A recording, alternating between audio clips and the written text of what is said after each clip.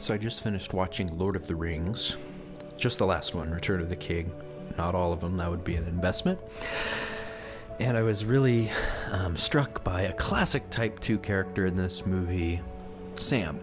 You may know him as the guy who accompanies the main guy on the big quest. Classic helper. Go back, Sam! I'm going to Mordor alone. Of course you are! And I'm coming with you! Like the twos you may know and love in your own life, Sam is empathetic, he's sincere, he's warm-hearted. What a nice guy. The core need for the two is to feel love. And Sam finds this love not by being the most attractive or the most accomplished, but by helping. He makes other people's mission his own. I can't carry it for you, but I can carry you.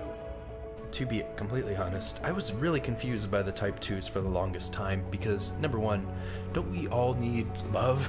Isn't that what every song has taught us? And also, isn't it just embarrassing to be called the helper? I think these notions about the two come from a lack of understanding about what the two's core need really means and why they care so much about helping people to begin with. The misconceptions about the twos begin right with the title that we give them, the helper. That must mean they're subservient, right?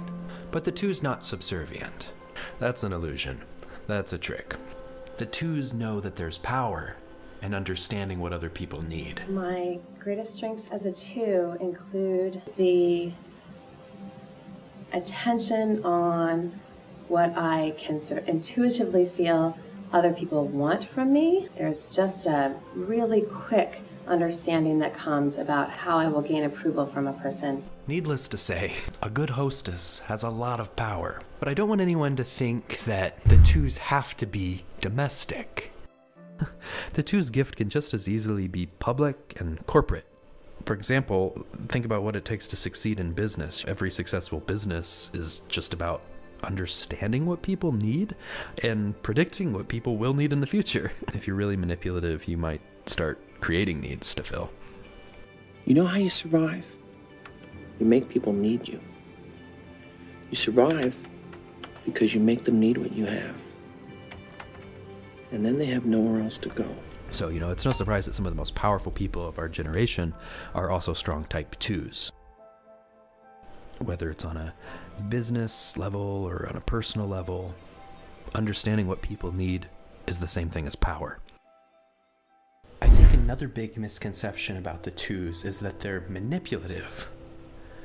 What would you do if you were really good at seeing what all the needs around you were? If you could tell that dad needed X and mom needed Y, wouldn't you leverage that situation to your advantage? Wouldn't you kind of game the marketplace so that all the things you want come to you?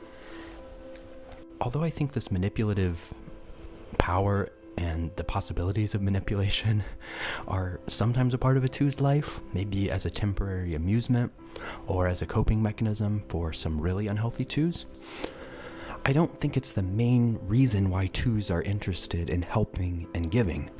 As one person says on Reddit who identifies as a two-wing 3, I think twos are less calculating about getting a return on their emotional investments than Enneagram enthusiasts frame them as being.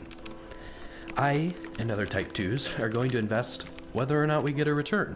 However, we learn to steer clear of people who only take and never give back to us. Twos don't give to get. We give to build.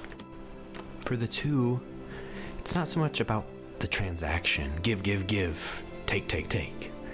It's about the relationship. It's about knowing that when you give to someone, you invite them into something deeper.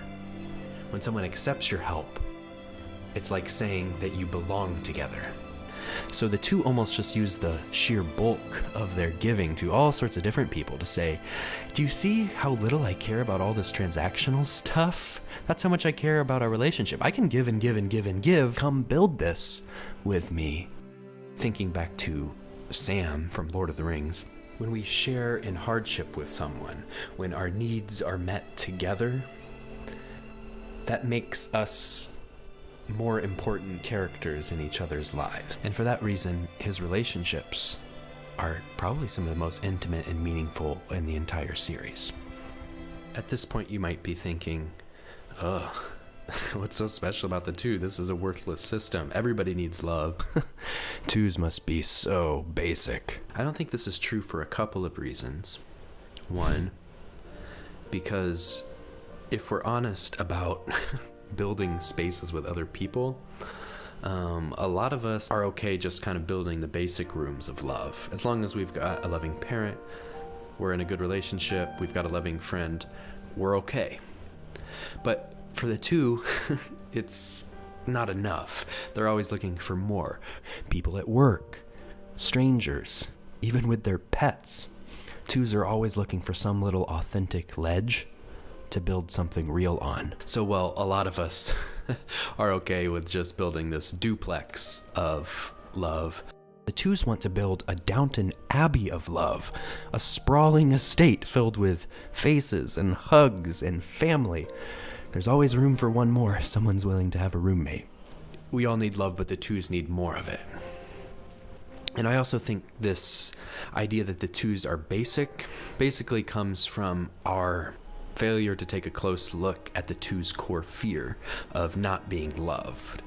That's just kind of words to most of us. If we stop and let that sink into what it means into our heart about what it would mean to go through something hard in life without love, that would keep us up at night. But we don't let ourselves feel that. Twos do let themselves feel like that, and so it fuels their behavior. I've heard that if twos were to be an animal, they might be a loving puppy who wants nothing more than to be loved and to express their feelings for others and to be needed and appreciated, to get others to respond to them. A lot of us act like this stuff isn't important, or we just wait until we get into some deep crisis before we start thinking about building connections. A lot of us act like we should have the liberty to just live our lives pursuing all of our own private stuff and accomplishing all of our own private goals and working on our own private projects, and just cross our fingers and hope that people are still going to be kind and present for us when times get hard. The two realizes in order to avoid this horrible scenario of being alone and afraid, those relationships need to be worked on today. You need to think about building those rooms now. It's just too scary to wait. Now maybe this is being a bit dramatic, and twos aren't thinking about their relationships in this much detail, or maybe they don't worry about the specifics of dying alone on a daily basis. But whatever the twos' actual thinking is, their behavior of giving and helping isn't because they're small, manipulative, or basic. It comes from a deeper understanding of why we need love. Dancing in the sky, and I hope you're singing, and the angels cry, and I hope the air